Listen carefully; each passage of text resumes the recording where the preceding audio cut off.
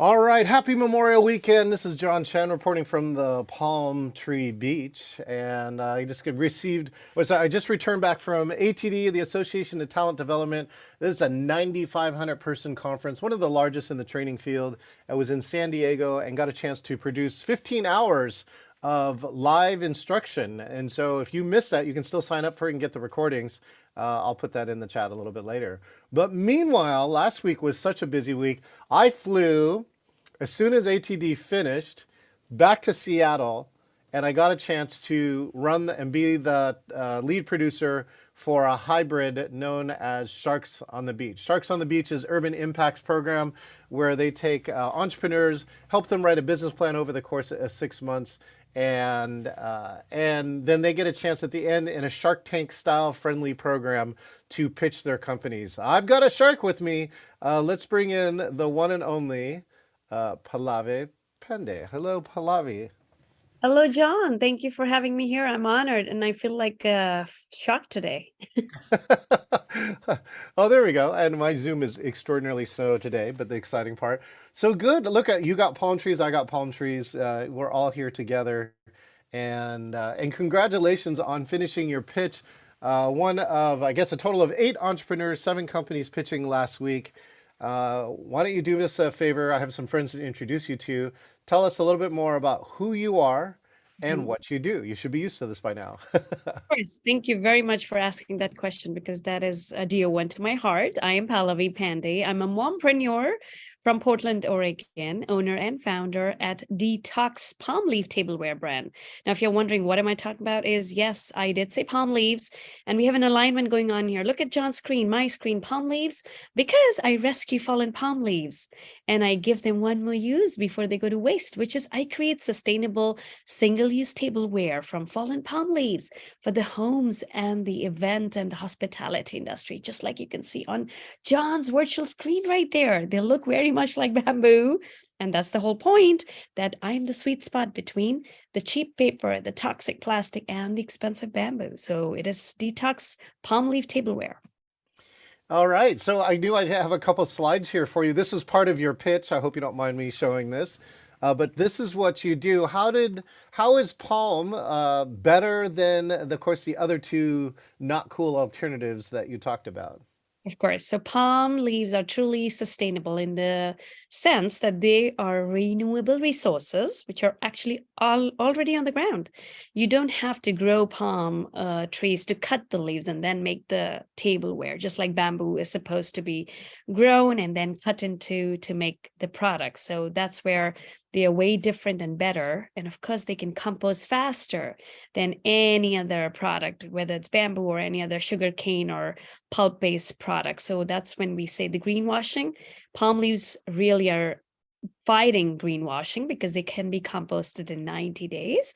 And they are also microwave safe and they are very elegant to look at. So thinking about all these products is features is what makes this product phenomenal. And the next D is a Natural Products Expo East. Where was that held, and how did you win that award? So every year, there is the National Food Expo that happens twice a year, once in the East Coast, once in the West Coast. So the year when we started Dtocs in 2019, and I say we because I have a team now. So when we started Dtocs in 2019, we won the National Food Product Expo in the West Coast, and that's where the Next Year Award is given to the products of the year. So we got the Next Year Award for the most sustainable product, innovative sustainable product for the year of 2019, and that's how we got it. Beautiful. So here, I'm gonna full screen these two pieces if you don't mind. And why don't you talk about your product journey and your last slide? Here you go. Thank you again. And the word detox, I know you've been hearing from me, detox, detox, detox. And people often tells me, what is the meaning or spelling or why is a detox? Again, the brand name Dtocs, which is DTOCS, is inspired by the actual word detox, which means a cleansing journey. But this is just beyond your bodies. It's outside inside for the body and the environment. And this is a cleansing journey with fallen palm leaves, because that's what I do. That's what I use for my tableware that I make. And again, I grew up in India eating on banana leaves as a cultural part of my childhood. I wanted to bring that concept to the Western world, and I wanted my daughters to experience what I experienced when I was a child. I was so nostalgic about that feeling. How do I bring a piece of India to everybody? And that's why I was like, why not start this here? Why not go back to India, go back to our roots, go back to our culture of eating on leaves, and find a raw material, which was perhaps the palm leaves on the ground, pick them up, and then clean them, sanitize them, heat compress them under these big machines, which gives them the shape, the depth we desire, and then sanitizing them again, and then pack them, and then ship them around the world for people who are looking for better alternatives at their homes, in their events. And that's how I got to start. And that's what a slide takes you there, that shows a picture of our leaves on the ground, the cleansing process, how we also employ majority female workforce during the process of manufacturing the products, and how we sell it to the consumer, and then how you can compost it, which means literally tossing it in your backyard. Because again, like I said, 90 days goes back to the soil. Or if you have composting feature in your town, in your city, feel free to put them in compost. Whether you put it in trash or compost, it's a leaf. It's not going to add anything in the landfill. That's the whole point. And here's your last slide talking about the market and some of your goals. So we offer our stylish tableware in a lot of variety of shapes and sizes and products, like spoons, straws, bowls, charcuterie boards, plates. And we keep on adding at least 1 or 2 products every year, listening to a lot of feedback from our consumer. So our consumer tells us this is what we need, and we try to make it for them. And that is how we're able to evolve with the trends today, and something that people are wanting and desiring because they can't find it anywhere. So that is some of our vendor partners. We sell on Amazon, we sell on Amazon.com, Walmart.com, Etsy, Wayfair, our direct website, which is of course the best way to make an impact and help us grow our sales. And we also made our way into our first retailer, which is Market of Choice, across 11 stores in Oregon. So that is the first slide that talks over there. Then, of course, we love talking about how much landfill there is being created every day. Like 80% of the marine litter is actually created by single-use disposables. So talking how to fight that comes, I mean, sometimes the consumer desires the convenience of cleanup and a classy look. And why not if we can give them with the use of palm leaf tableware? So conservatively speaking, if we consider 0.1% of the total single-use disposables, which are in this world today, whether it's paper, plastic, sugarcane based, cornstarch based, bagasse based, if we just talk about palm leaf from that category, it's 0.1% of the 5 billion industry, which is $5 million.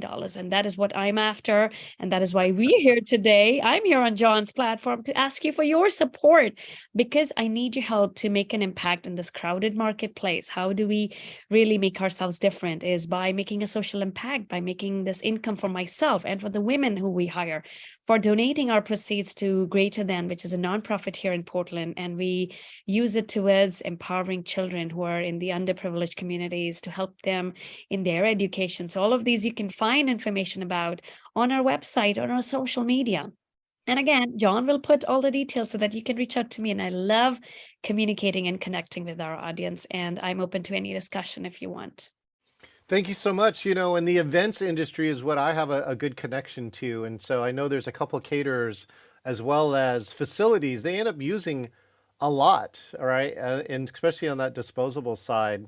And those could be some good new avenues. As you can tell, Pallavi, too, you hit the speaking circuit talking about how you can make your events greener in that way, as opposed to where does this other stuff go. I think, you know, at least here in Seattle, too, there's a big interest in that. And it's starting to grow is what I think I see more and more of. Who's been your best customer to date, if I can ask? Oh boy, we have a couple of our favorites. If I may start with, of course, the charcuterie board makers. They have been our #1 clients because during COVID, we took a big shift from the expensive bamboo boards. Everybody inclined towards our products. Why? Because they're lighter than bamboo, they're cheaper than bamboo. And at the end, the consumer is left with a beautiful dish that looks like bamboo, but it is actually made from palm leaves, and they're way cheaper, affordable, and they're sturdy as hell, just like bamboo. So you can put anything you want, like a pound of cheese, 2 pounds of cheese, 5 pounds of cheese on it, and make it into a beautiful charcuterie board. So definitely charcuterie makers. And apart from that, a few restaurants, a boutique, vegan restaurants, food cart owners, and a lot of wedding and event planners and caterers. They have been supporting my business. So I thank them all. Yeah, a lot of the other compostable containers don't hold up well under heat and water or moist, and those are the kind of things. So it is interesting. I've gotten a chance to handle your product at Sharks of the Beach, and that is a great product. Again, you can put liquid, hot lit soup, other types of things inside of it, and I think your bowl. I don't know what the time is for decomposition, but it certainly looks like it would work well for that.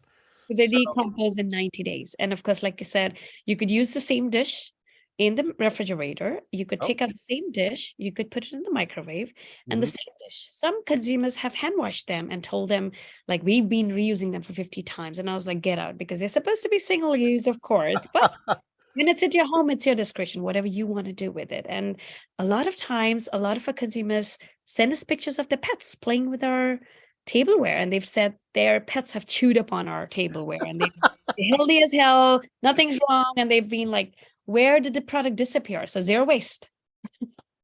Yeah, I think that like the popularity of disposable Tupperware that was less than, but people discovered that you could actually reuse it. If you get into a place where it's not plastic and it's compostable, I think, and and it starts to have multi-use. That might be the next arena to like, hey, how could you certify it for multi-use? Now, you said you're a mompreneur. Have you always been a mompreneur, or is this your first mompreneur enterprise? Oh boy, no, this is like a life-changing event, being a mompreneur, of course, because after I became a mompreneur, I really thought about being a responsible person, not just for my kids, but towards a community, towards the environment. And that's when it aligned with my existence, being a mompreneur truly for our children, our communities, our environment. And that's when I learned that I am good at being a mom and an entrepreneur. And why not blend this together to make a living for myself and as well at the same time make an impact? So an income and an impact that's possible if you have the mindset, if you have the vision, what you want to do with this and create it. And what's one of your main reasons for being a mompreneur? I mean, is there a driving factor for you that really said, I got to do this? Yes, definitely. So again, like I said in the beginning, I grew up in India and Hmm. my kids are born here. We've been here for a decade. And every time I go back to India, it's a struggle with them, whether it's eating on street food, whether it's eating with our hands, the motor skills. We struggle, and I have struggled as a parent. So I was like, how can I do this better? I mean, how can I really ripple our culture and the values into our kids? And that's when the real mom woke up and was like, high time, I need to do better parenting. I need to become a better entrepreneur so that I can role model this every day in my home. I don't want to give a chance to my kids to say no, because I'm going to do this with them. So Yeah. that's when it really blossomed, because I believe big or successful businesses actually arise when you have your own problems, your own struggles, and you want to fight them, and you want to fight them in a way where it's something you can do every day, and you want to pass it to other people, which are your You, consumers today. yeah, you discover that somebody else is not doing it or not doing it well, right? So my kids are 26, 24, and 22 now, so they're all out of the house. Can I ask how old your kids are now? Yes, my kids will be 11 and 9 in 2 months, so they are 10 and 8 at the time being.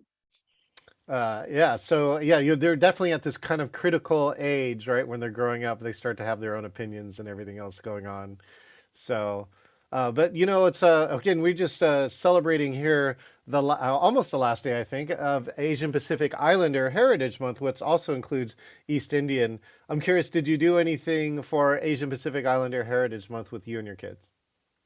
Well, let's see. Apart from just getting to read some books that are API heritage um, inspired, I think they were pretty much caught up in the school because they had a number of sessions or information awareness sessions on API month. But they know their mom is an API business owner, so they're very vocal and they like to advocate for it. So they've been definitely a good brand ambassadors for me during this month. Excellent. All right. Veronica Reed is joining us online on Facebook. So we do have a number of people here in live audience. By the way, if you chat any questions, I am watching for them if you have any questions for Pallavi. All right, let's see. So Pallavi, now you're a mompreneur who just went through a pandemic. Tell us what did you use virtual for in the last 3 years?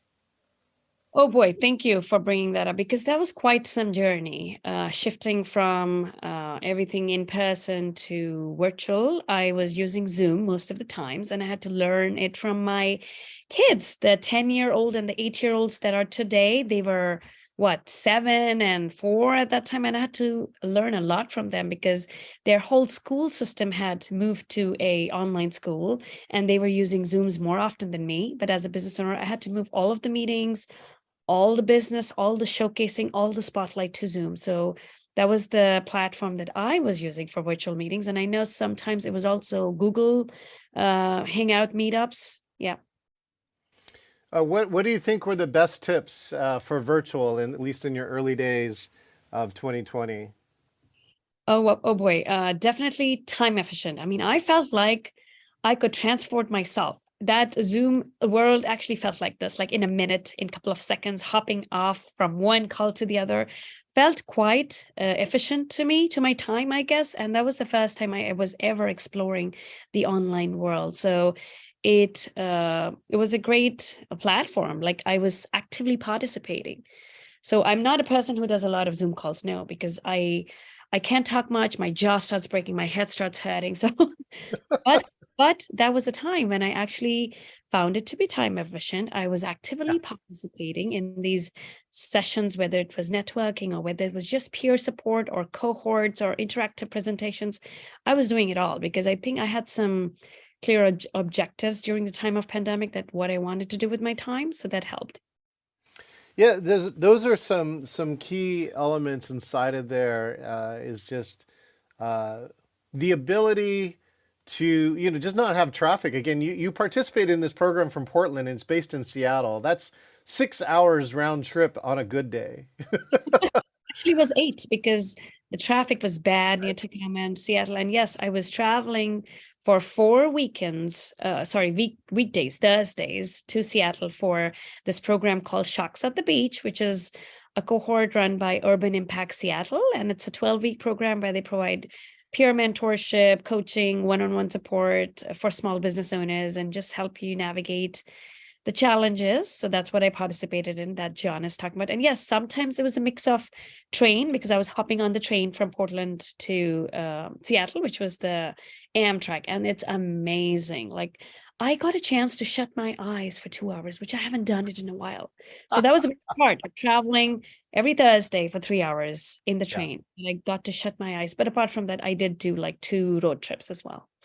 What's great too, yeah, is that hopefully get somebody to pick you up on the other side. But you don't have to drive, right? When you don't have to drive, you can really relax. And one of my good friends, Bobby Carlton, has a service called Innovation Women, Mhm. and she just really said that the advent of virtual has now helped more women speak and keynote.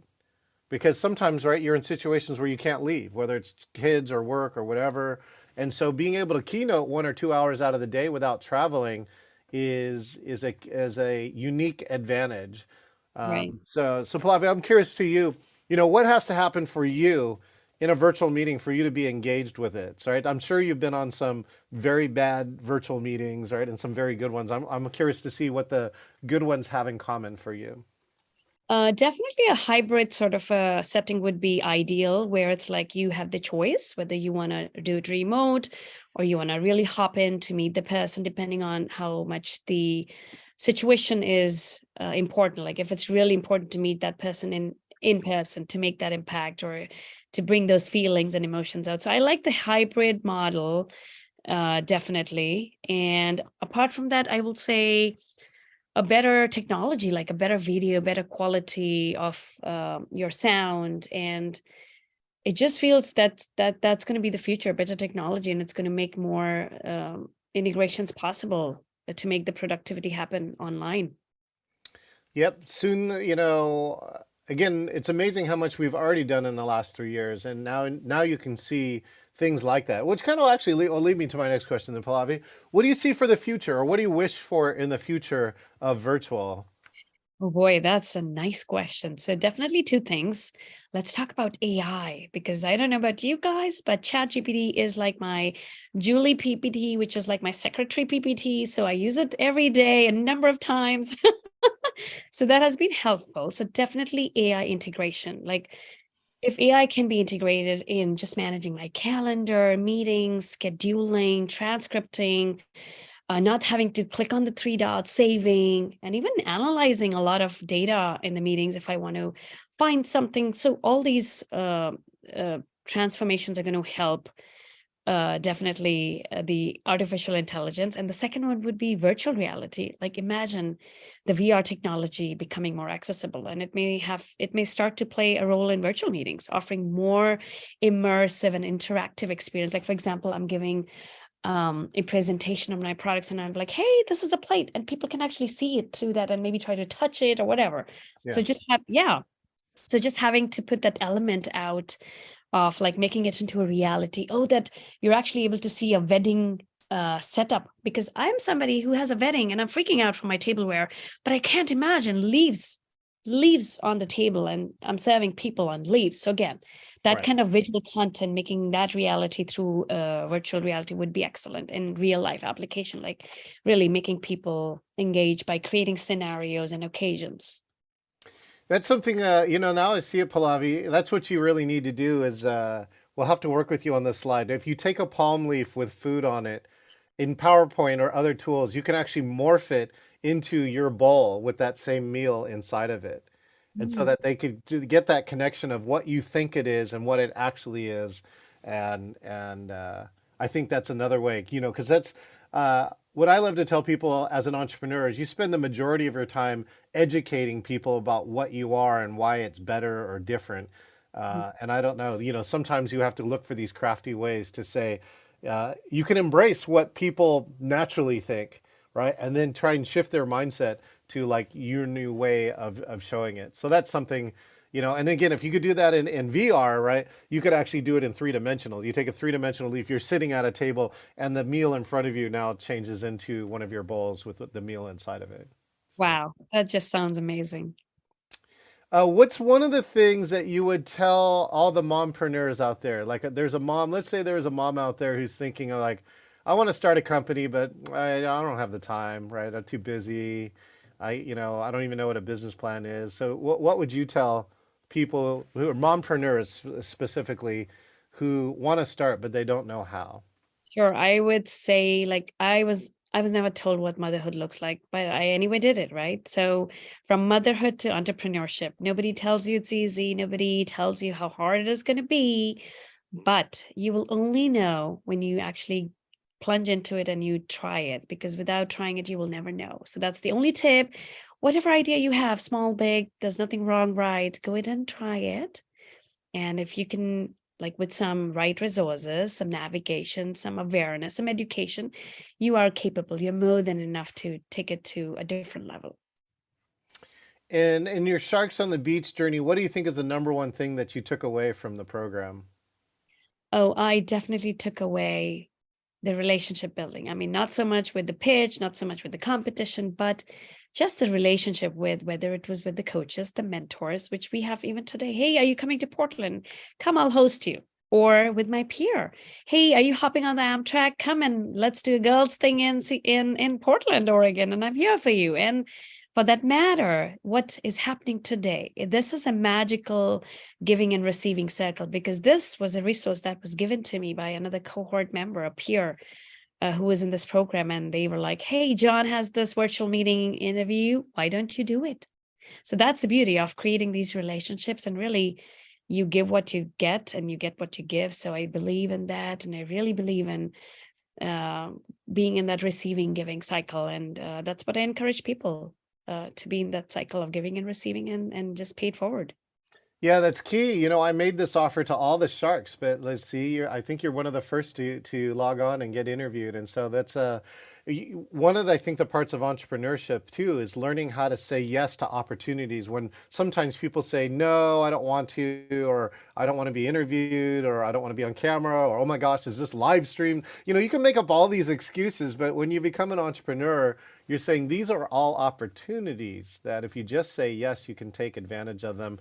What Urban Impact loves to say too is that when communities thrive, people thrive. And I can tell you, because I've worked with Urban Impact now, geez, it's almost 5, 6 years. Mhm. They truly do believe in the relationship as first. And I've watched them make decisions based on that. It's one thing to say it, but it's very easy, especially as an entrepreneur, to say, oh, I got to make a money decision. But I can tell you that Urban Impact, as much as possible, right, stands by its relationship decisions in every moment. And so that's a great takeaway that you took from it. Uh, Yes, thank I, you. I have a sister in Portland, and so I will be in Portland at some time. So I'm going to have to ring you up. Yes, please. And I do want to echo and finish the statement that you just made. Communities thrive when people thrive. And I will also say when people thrive, like me, then I get a chance to build this community of people by paying it forward, by giving it forward, so that the communities can thrive as well. So it goes hand in hand. It is interrelated for sure. Well, that's one thing I love about working on this program is the Sharks at the Beach. Again, it helps you advance a number of things. One of the things I think the other statistic they had is that more women entrepreneurs in the last 3 years are starting than men. Is Mhm. one of the statistics that came out. And so let's close with this, Pallavi. If you want people to remember only one thing from this interview, what's the one thing you want them to remember? Oh boy, one thing to remember. Remember me, remember this face, remember this voice, remember this brand. That is all I want at the moment. And do reach out, please. I love conversations. So that is something I encourage. Excellent. Thank you so much, Pallavi, CEO of Dtocs, a competitor in Sharks on the Beach, a mompreneur and multi-stage pitcher. Make sure and check out this product. It's something that all of you can actually try and buy and keep your stuff out of landfill and make a difference. Right, Pallavi? Yes, and let me give a small coupon code to people who are listening or who are interested. They Go. can use the coupon code DTOCS and then the number 10. I also put it in the chat. It's Dtocs 10, and that will give you 10% off of any order, anytime, and free shipping. So that means you can get to me and you can give me your feedback. I would love that. Excellent. Thank you. I've also put it in the multi-stream chat, so it's gone out to as many places as possible. Thanks, Pallavi. I look forward to hearing on your progress coming up. Thank you for having me. Thank you, audience. All right, this is John Chen, and this has been another Engaging Virtual Meetings podcast with our good friend Pallavi Pande. I hope you get a chance to check out our product Dtocs, and hopefully you'll remember this: palm trees, right? You could be eating on a palm leaf, or more importantly, you could be eating inside of a palm bowl or plate or charcuterie board, whatever it is. And I got a chance to get to meet Pallavi as part of one of our programs, Sharks at the Beach, with the organization Urban Impact Seattle. That's again urbanimpactseattle.org. Make sure and hit subscribe. This podcast now getting distributed to 13 different podcasts, different locations. Make sure and click subscribe for all the new episodes. And if you want to be the next person to interview, click the link inside of there and click interview. You can schedule the next hour and you could be the next guest here on Engaging Virtual Meetings podcast. We'll see you next time. It's always our people and